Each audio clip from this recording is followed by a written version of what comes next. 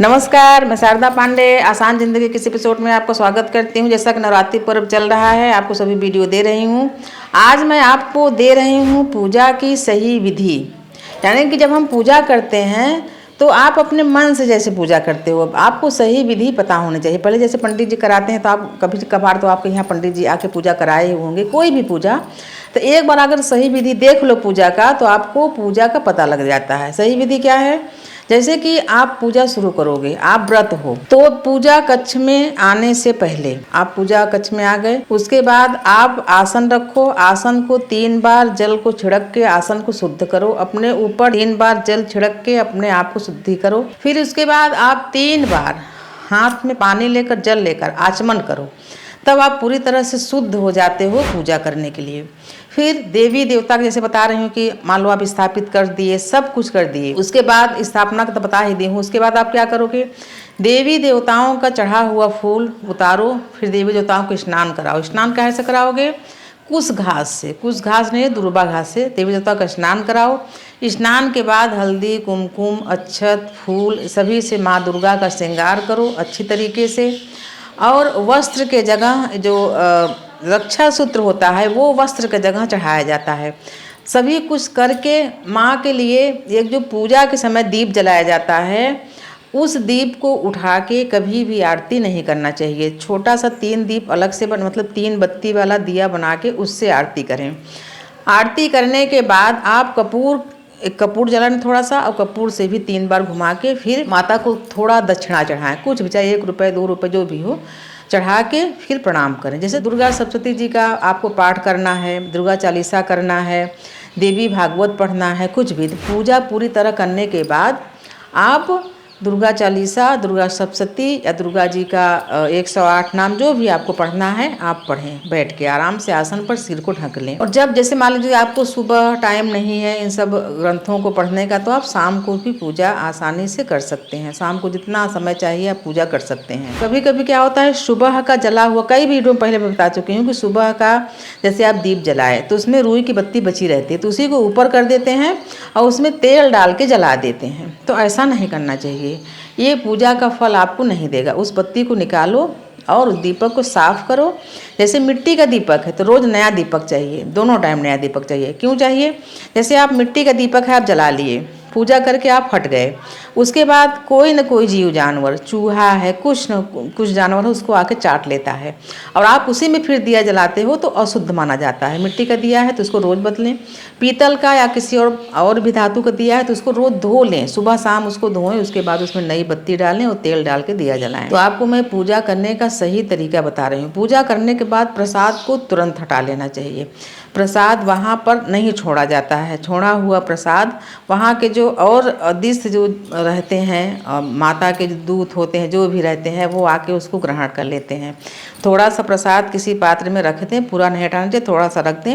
और जो रखा हुआ प्रसाद रहता है उस प्रसाद को सुबह गैया को खिला दें, खुद को ग्रहण नहीं करना चाहिए। इसी तरीके से आप जब पूजा करोगे तो आपको पूजा करने का पूरा फल मिलेगा। देवी दुर्गा को अक्षत भी चढ़ाएं, जो कि 3 बार देवी दुर्गा को चढ़ाया हुआ जो अक्षत जो चढ़ाओगे, लोग क्या करते हैं, ऐसे चावल को ले आए चढ़ा दिए। देवताओं को चढ़ाए जाने वाला अक्षत को 3 बार धोया जाता है। मैं आपको बता रही हूँ कि रात्रि का चढ़ा हुआ फूल मुरझाया न भी रहे तब भी उतार के माता को स्नान करा के हल्दी कुमकुम पुष्प अक्षत से माँ का विधिवत पूजा करें। फिर सावधानी के लिए बता रही हूँ कि जो महिला हूँ या पुरुष हूँ जो घर में रोज़ कपड़ा पहनते हैं, यानी भले ही क्यों न वो धुला कपड़ा हो, वो नहीं, विशेष पूजा में, रोज़ की पूजा में पहनते हैं तो कोई बात नहीं, उसे रोज़ की पूजा में भी नहीं पहनना चाहिए। विशेष पूजा जैसे नवरात्रि की आप करेंगे तो पूजा के समय के लिए एक आप अलग कपड़ा ले लें, चाहे स्त्री हो या पुरुष। एक पेटीकोट, साड़ी और ब्लाउज पूजा करो और उतार के रख दो। उसी कमरे में कुछ टांगने को हो, खूंटी वगैरह टांग दो या अलग कमरे में ही टांग दो और अशुद्ध न होने पाए। पुरुष हो तो उनको भी अंदर के कपड़े ज़्यादा शुद्ध होने चाहिए, अंडरवियर बनियान ये सब ज़्यादा शुद्ध होनी चाहिए। यानी पूजा करो और उतार के रख दो। बाथरूम में गए, खाना खाए कुछ, तो वस्त्र पर वो गिरते हैं। आप बोलोगे तो धुला हुआ रहता है, हम शाम को भी सुबह धुला हुआ पहनते हैं, शाम को भी धुला हुआ पहनते हैं, वो चीज़ें अलग होती हैं। पूजा के समय पहनने के लिए अलग वस्त्र विशेषकर महिलाओं के तो होने ही चाहिए। अगर पुरुष ऐसा कहते हैं कि हम रोज वस्त्र को बदलते हैं धोते हैं तो उनका चल जाएगा, महिलाएं अपने लिए अलग वस्त्र रखें। तो तो आपको मैं पूजा की सावधानियां बता रही हूँ। बिना आसन के पूजा नहीं करना चाहिए। आसन पर बैठ के पूजा करें। आसन पर जब बैठें तो देखें कि जमीन से आसन आपका जैसे थोड़ा बड़ा रहे, जमीन से टच न करे। पूजा पाठ करते समय आसन पर आप बैठ के पूजा करें। पूजा से पहले जैसे माता को लगा दिए हल्दी कुमकुम वगैरह, तो तिलक लगाएं। बिना तिलक के पूजा नहीं करना। ये जो माथा है ये सूना नहीं होना चाहिए। तिलक लगाएं, लंबा तिलक लगा के फिर पूजा करें। पहले दिन, नवरात्रि के पहले दिन जैसे माता को आप चढ़ा दिए, जो सूत्र होता है ये देखिए, रक्षा सूत्र, कलावा जिसको बोलते हैं, तो पहले दिन ही आप अगर हाथ में आपको कलावा पहले से है तो उसको उतार दीजिए, नया कलावा बांध लीजिए। नहीं है तो कलावा बांध के ही पूजा किया जाता है।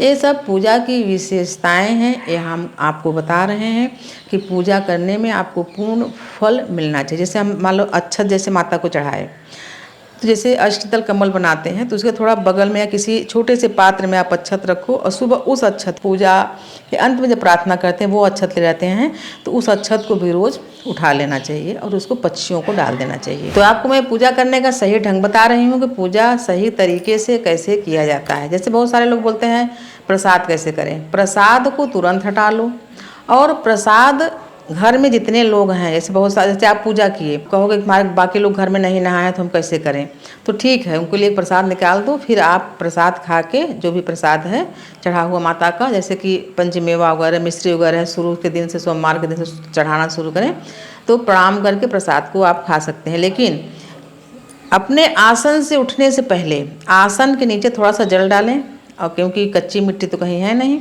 तो गीला हो जाएगा, तो वहाँ का थोड़ा सा जल उठा के और माथे पर लगा लें। तो आपको इससे क्या है, आपका जो किया हुआ पूजा है उसका पूर्णतः फल आपके मस्तक से होते हुए पूरे शरीर में समाहित हो जाता है। आपको फल मिल जाता है पूजा का। जो आसन है उसके नीचे के जब मिट्टी लगाते हैं तो एक मंत्र है, ओम इंद्राय नमः, ओम सकराय नमः, ओम नारायणाय नमः। ये 3 मंत्र बोल के और मिट्टी उठा के, मिट्टी तो रहता है ना, जो भी पानी है उठा के अपने मस्तक पर लगा लें, तो आपको पूजा का पूरा फल मिलेगा।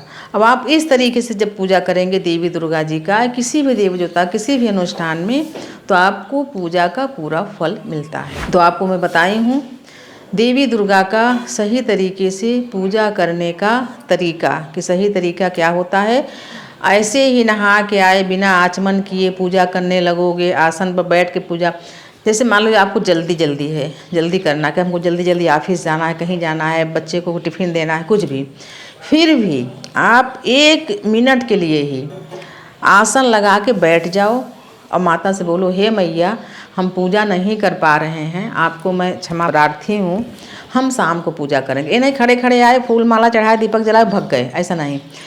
क्षमा याचना जरूर कर लो, बैठ के, वो भी कि मैया मैं शाम को पूरा पूजा करूँगी। 1 मिनट के लिए बैठ के आँख मूंद के क्षमा प्रार्थना कर लें। फिर वही क्रिया करें, मिट्टी लगा के मस्तक पर 1 मिनट के लिए बैठे, उसी का पुण्य आपको मिल जाएगा। मिट्टी लगा के और फिर आसन वहाँ से हटा दें, मोड़ के रख दें। फिर अपना जो भी दिनचर्या काम का है वो करिए, और उसके बाद संध्या समय आपको समय मिले तो विधिवत सप्तशती का पाठ, देवी भागवत का पाठ, दुर्गा चालीसा, बिंदेश्वरी स्तोत्र, जो भी पढ़ना हो आप पढ़ सकते हैं। रोज का बना हुआ खाना जो घर में रसोई में बनता है वो देवी दुर्गा को नहीं चढ़ाया जाता है। अगर आप चढ़ाते हैं तो गलत करते हैं। दाल चावल रोटी सब्जी कितना भी सात्विक हो, भले उसमें लहसुन न डाला हो, प्याज न डाला हो, पर नमक हल्दी तो डाला रहता है, उस शुद्धता से नहीं, माता ये सब भोजन को ग्रहण नहीं करती हैं। हमेशा माता को फल का भोग लगाओ, दिन अनुसार, नहीं कुछ है तो मेवा मिश्री का भोग लगाओ, प्रसाद सबको बांटो। तो मैं आपको बता रही हूँ सही तरीका पूजा करने का। कलश न हिलने पाए, 9 दिन का जो अखंड ज्योति है वो बुझने और हिलने न पाए। ऐसा आशंका हो कि ज्योति बुझ जाएगी, हिल जाएगी, तो आप 9 दिन का ज्योत मत जलाओ। पूजा करते समय छोटा सा जलाओ, पूजा करो और थोड़ी देर में पूजा के बाद बुझ जाएगा। तो आपको मैं सही तरीका बता रही हूँ। अगर इन चीज़ों में से कुछ भी चीज़ खंडित हुआ तो पूजा में विघ्न माना जाता है। तो इन चीज़ों का बिल्कुल ध्यान दें।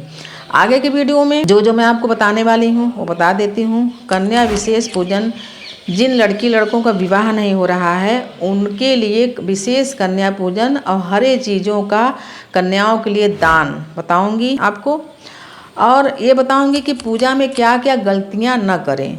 अभी तो मैं तरीका बताऊँ पूजा करने का, तो और जो गलतियां करते हैं वो ना करें वो बताऊंगी, और पारण का सही तरीका बताऊंगी। पारण जब सही तरीके से होता है तो पूजा का पूरा फल आपको मिलता है। इस बार 10 दिन की नवरात्रि है तो पूजा का आपको सही फल मिले, पारण विधि भी बताऊंगी। और कन्या पूजन, जिनके विवाह नहीं हो रहे हैं लड़की लड़कियां के लिए, वो ध्यान से इस चीज़ को करें। इसमें व्रत वगैरह नहीं रखना है, आप व्रत नहीं भी करेंगे, सिर्फ 1 दिन के कन्या पूजन है, उसको मैं आपको आगे वीडियो में बताऊंगी। हमारे चैनल आसान ज़िंदगी सब्सक्राइब कर लें, हाइप कर लें, आपको सभी आगे वीडियो मिलते रहेंगे। हमारे साथ बने रहें, देखते रहें आसान ज़िंदगी। तब तक के लिए नमस्कार।